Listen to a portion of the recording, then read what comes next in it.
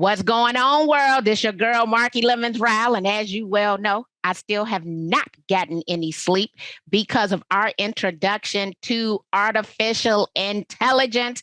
And now I am studying to call myself a prompt engineer because they are paying prompt engineers between $250,000 and $335,000, or you can create your own business. But in all of my real estate travels, I have the wonderful opportunity to meet people globally. And I'm realizing a lot of my friends and my connections are already in the artificial intelligence space. So today we have Zaya from Relitix. Woo, I got that out with us today. And I had to go back over on LinkedIn, Diana, to read everything that you do. So today we're going to have a discussion about AI, agent training, agent recruiting, and leveraging it as a brokerage. I want you to tell us about Relitix and the company that you represent, and how did you end up in the AI space? Yeah, awesome. Hi, Marky. Thank you so much for having me today. I greatly appreciate it. Super fun chatting with you. As you mentioned, my name is Zaya. I'm the Vice President of Sales and Marketing with Relitix. Relitix has been around for 7 years, going on 7 years. So I know it's kind of surprising because the AI craze has recently caught fire, but we've been around. We've been doing this for a while now. And what our company does is it utilizes data science techniques, including artificial intelligence, and more specifically, a subset of AI referred to as machine learning. We're also utilizing big data analytics, as well as data visualization to help brokerage owners and leaders recruit more agents, recruit the right types of agents for your brokerage, as well as better retain their own agents and develop them and coach them much more effectively, much more efficiently. Wow. Now that was a mouthful. Yeah. And so I'm going to come back because even though your company is designed for a brokerage, let me reference this. The discussion we're going to have today is not intended to violate antitrust, as there are numerous models in the marketplace. But I'm going to tell my personal story having said that. I am one of the few people, and I guess it might be 100,000 of us in the country, that are grandfathered in at Keller Williams when it comes to their profit share structure. I was a partner in a Keller Williams franchise, which was Keller Williams High Park, prior to Dr. Rita Glass passing away. It was me, Zeke Morris, Rita Glass, and Dr. Sonja Stinson from Matthew House, whose family owns Uncle Remus, a famous barbecue fried chicken establishment here in the city of Chicago. So with that being said, I'm still profit sharing, even though I've been gone over 10 years because of agent to agent recruiting with inside of that model. Also, I am now at exit. So generally people can't still profit share from one previous model while being with a different model. As a result of being at exit and due to my recruiting efforts, for the last 3 years, I've made over $50,000 a year just off of the recruiting. So even though definitely a brokerage should have a recruiting strategy, there are numerous brands in the world of real estate that put agents in the position to own revenue share, residual income, profit share, that your strategies would work to help these individual agents who have built substantial income. Some of them are leveraging it for their retirement income. So when we think about agent recruiting and this data that you have, how would a brokerage or an agent who is recruiting other agents leverage it in their business? Yeah, no, great question. So we're taking all MLS data, just to give a little bit of context as to how the company works.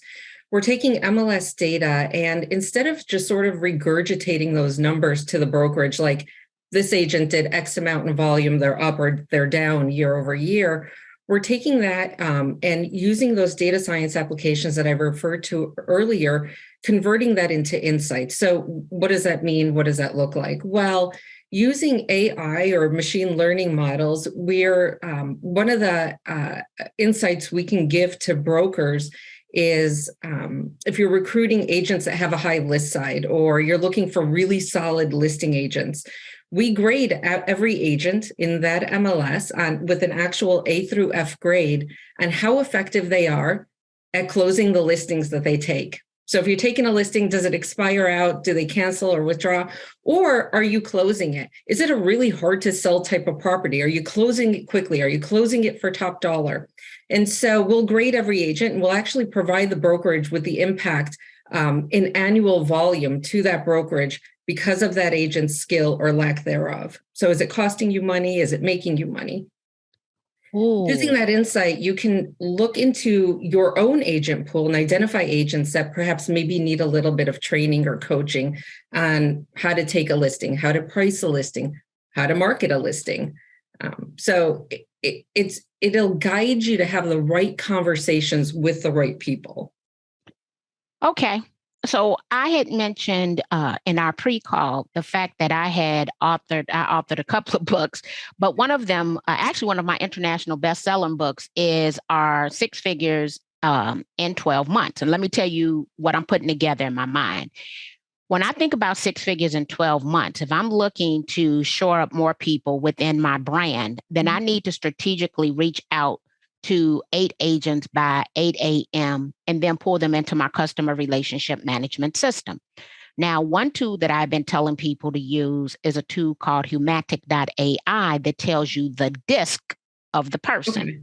Right. However, what I'm thinking now, if we bring in Relitix, is that I come to Relitix first to ensure, one, I don't even want to know what their disc is if they don't meet the criteria, good fit for the company. So I kind of have an idea of a good fit for our brand, right? Mm-hmm. So I'm coming over to you first to pull this list of agents. And then I could look at a tool like Humantic.ai. I understand their numbers. I understand the likelihood that they're going to close. But then I go over to Humantic and I get their disc, which essentially is going to tell me how to approach them. But I think you might have that already built into your company. And then when I'm doing my 8x8 strategy in the morning, strategically reaching out with your model to 8 agents by 8 a.m., I now have all of this great information. And it's not me selling my company. It's me helping them based on their personality. Totally. And I say you hit the nail on the head.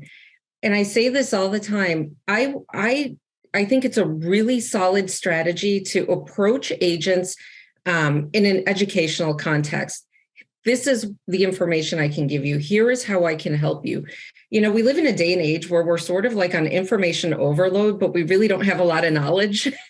So if you can use data to guide that conversation, to give an agent knowledge about themselves, like, because a lot of agents know what they're doing in volume, but they may not know their top markets, or they may not know what price point they really excel in. You know, but if you can bring a conversation that says, I know you're doing this really, really well. I know I can support you in these areas. There's some opportunities here that we can help you with. Then it's like you've got my attention because you're speaking to me individually rather than, you know, just trying to recruit me. You're trying to help me. You're coaching me. And then it becomes a totally different conversation. So what's kind of funny, there are 2 top producing agents in the Chicagoland market, 2 female agents. They both average over $100 million in sales, and both of them, their spouses are very involved. Both of them have some type of prop tech company. They're married to men with prop tech companies that are in the analytic space, right? And so predictive analytics. And what I hear you saying is predictive analytics, the probability of something occurring between 0 and 1. Now, my audience already knows that I hated statistics in undergrad and grad school. I was so young, the probability of something occurring between 0 and 1. Now, I've had the opportunity to sit down with both of these women realtors.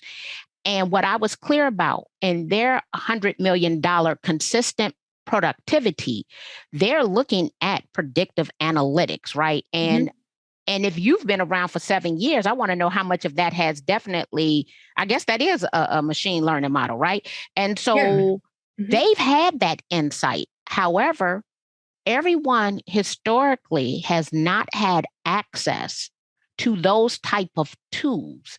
Right. Now, the tools are available for the 80% of agents who are affiliated with small to medium companies. They can now have access to this information in order to build a bigger brand where they're currently located. Because there was a time you would have to leave your company and go over here to this company in order to have access. Now, access is pretty readily available. The question is, you can do what you want to do, where you want to do it with the company you're with. But the question is, how are you going to shore that company up? Let me ask you this. What is something that you've learned from the data that might be considered a unique piece of information or an insight that no one would ever imagine in a million years? Is it like that one? What's an aha that when you all are looking at this, you like, oh, didn't know that, or that goes against the norm? Anything stand out? I would say, well, yeah.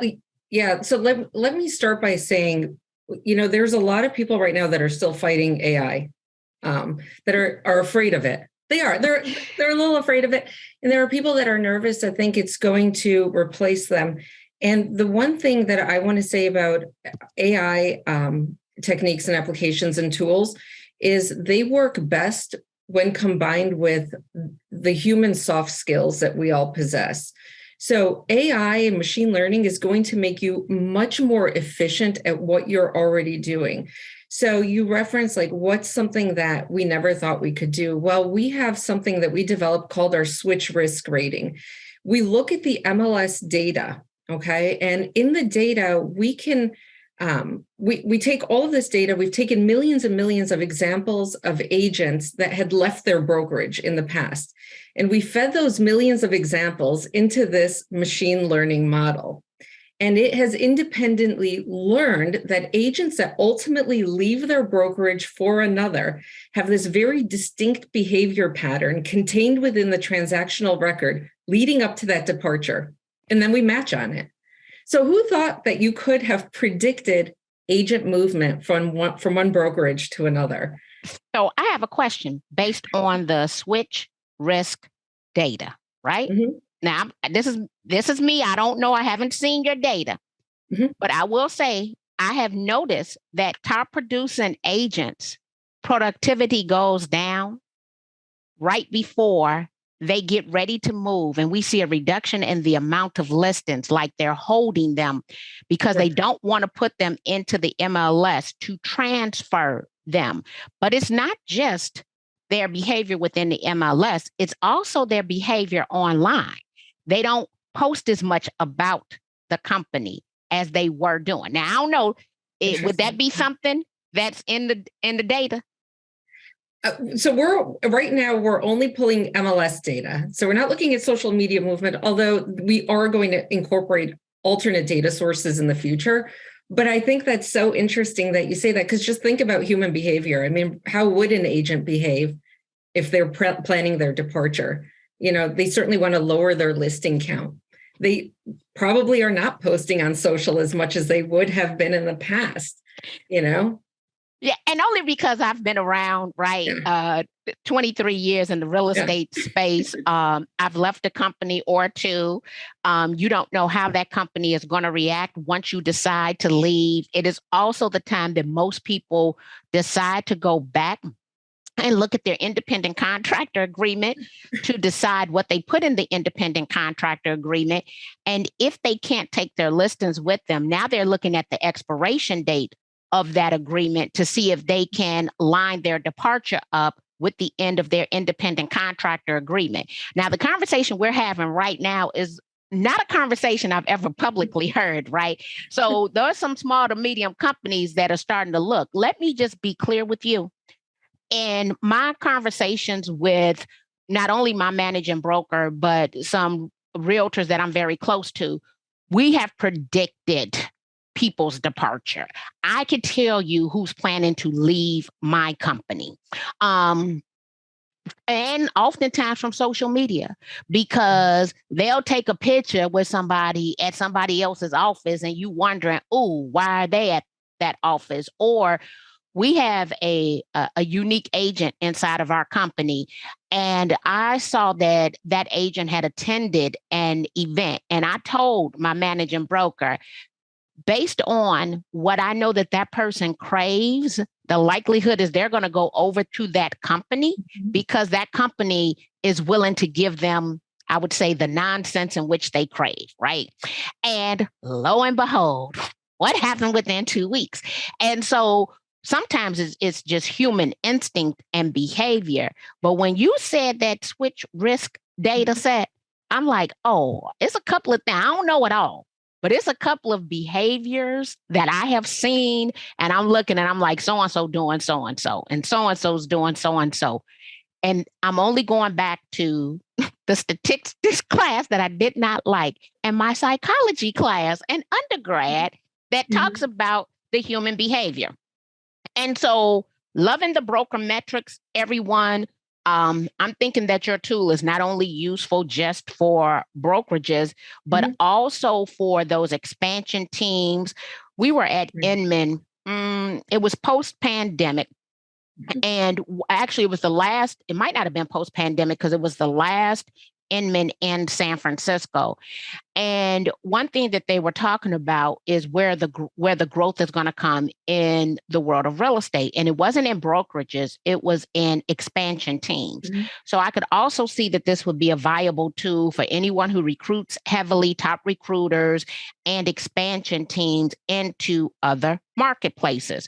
So the agent recruiting aspect, I think that people should start with your company, then maybe look at a disc or pulling in those other factors that your company is going to do, strategically reaching out to 8 agents by 8 a.m., and then putting them into the customer relationship management system. But you also mentioned training. So when we talk about training, what is your company's approach to training? Yeah, I mean, the way that we approach our clients and the way that we train our clients to train their agents is to look into the data and look for anything that sort of sticks out. Because we provide such a rich, robust data set, you can look into it and say, for example, we have a tool called, or a metric called rookie rating. So rookie rating is AI powered, and it's going to apply a percentage to every newer agent in that agent pool or in the market. But right now we're talking about your own agent. So you can look into your own agent pool and look at their rookie rating. And it's a percentage applied to every newer agent on the probability that they will hit their 4th year in real estate and be doing 3 million in volume at that point. So totally arbitrary number, just a really good benchmark of where an agent should be at that point in their career. That 3 million is based on the national average sales price of, I think, just a hair over 400,000. So if you're in markets where home values are a lot higher, you just adjust up there.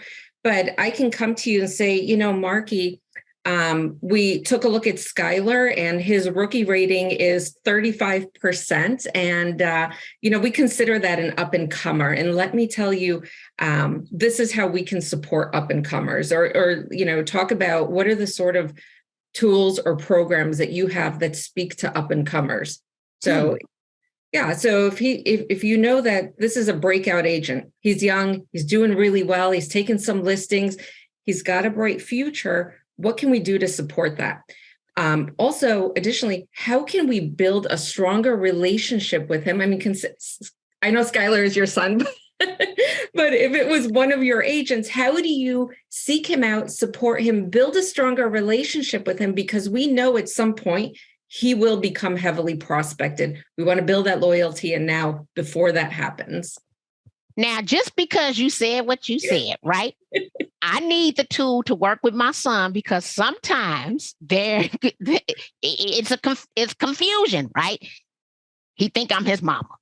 But no, I want you to think that this is a business relationship. Now, let me tell you what I got just from your rookie rating. There are two things that I'm thinking about. When we look at the YPN board for Chicago realtors, and we go back to their first YPN board, if you look at, I think it's 6 people on that board, 6 people in this list, all of them are doing more than $50 million in annual volume. Tommy Choi is a part of that list, right? So I told Tommy, we were somewhere last week, and I was like, hey, Tommy, I took a look at your crew. I said, and they're heavy hitters. And I think he corrected me. I think they're probably at about $65 million annual volume between them.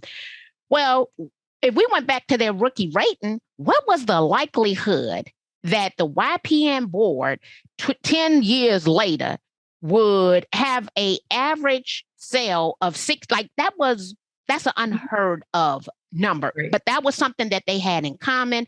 A lot of them had previous corporate position. Now, the next thing I want to take from that is the fact that I have roughly 5 young agents that I've recruited. They're all under the age of 27. They've all done some transactions. I would want to know how to communicate more effectively with them and for them not to either view me as their mom or as their friend's mom. Okay, yeah, let's get that out. But now I want to go back to one other factor.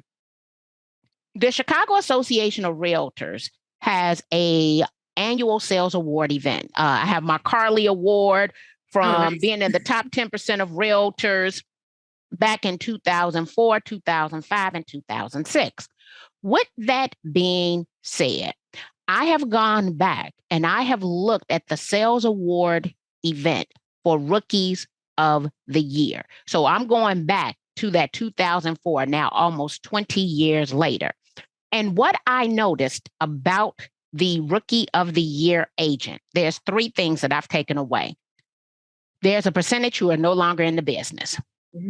There is a percentage that is performing lower today than they were when they first year that they came into business. And then there's that third, and it's about 30, 30, 30. If I look 30, 33, 33, 33, that is producing at a higher rate today than when they were as a rookie. And one of my takeaways from that was that when agents come into the business, the first thing is they don't realize that the pre-license course did not teach them how to sell real estate. Okay, that would be first. However, a lot of them are operating off of adrenaline. Okay, and that is not the way to maintain a business. The person who is more likely to still be in the business producing at a higher rate right now is the agent who was initially committed to training or has past corporate experience with great time blocking skill sets, right? So exactly. Yeah. I'm looking at your rookie rate and I'm like, oh, okay, but it could help me. And yes, I have a second generation realtor child, but I need to talk to him, not as his mother, as a licensed managing broker. Because when I tell you what I say, I think going one ear and out the other, or the fact that he probably pisses me off at least once per day, because he will mention something someone said that I already told him, that I got a proof of email, I got a text message, I got a video message. And I'm like, what you didn't understand about the way that I said it? Like, you know, from one mother to another, I'll just tell you, it's all young children. Like your adult children they're all that way. Just have your friend tell him something that you want to tell him and it'll resonate. Oh, yeah. Because guess what? After he talks to me, he's going to call Sarah Ware. He's going to call Yeah. Zeke Morris. He's going to call Nick Liber. And here's the thing. Yeah. He's 26 and he has access to some of the biggest thought leaders in residential real estate in our state, right? And I'm like, boy, I just told you that, right? But I'm glad that you validated my Totally concern. get it. I have a 26-year-old Marky. I get it. Oh, yeah. You call me to talk to them, okay? And then I'll call you to talk to Skylar. That's what we'll do. Exactly. And so who needs to connect with you and how can you help them grow in 2023? Yeah, anybody that's looking to get smarter about agent recruitment or retention, and we've got so many tools in the toolkit that I haven't touched on. What AI is going to do for people is it's going to make you much more efficient. It's going to make you much smarter about the way that you do whatever it is that you're doing, whether it's writing content and using ChatGPT or, recruiting using Relitix. It's a way to prioritize your efforts. For example, if you are recruiting, instead of calling 100 agents that are doing 3 to 6 million, call these specific 100 agents doing 3 to 6 million that we flagged as a high flight risk or that are really skilled at taking listings. So anybody that wants to get, number one, more aggressive with agent recruitment, wants to get more efficient at agent recruitment, and wants to cultivate a higher quality agent pool through coaching and development and meaningful conversation. Those are all great clients for us. We can help them make this a great recruitment year and just a great real estate year for them. And you are with Relitix, but spell it for them. Relitix. It's with an X, guys. I just needed you to know because I had to get clarification on that. And so definitely reach out to Diana. One thing that I'm taking away from our call today, besides the agent recruiting and training, is looking at that switch risk data, rookie rating, and then you just said high flight risk. These are things that some of us don't know, don't have the tools in which to calculate it. You would be able to get that through Relitix for your brokerage. Make sure that you're implementing these tools. And so, guys, this year we're bringing you nothing but AI inside of the social selling space so that you can be better at social selling. AI to me is just a natural add-on to social selling to make or actually empower us to not waste our time and to earn a higher return on time invested. Thank you, Diana, for being here with us today. Thank you, Mark. I appreciate it.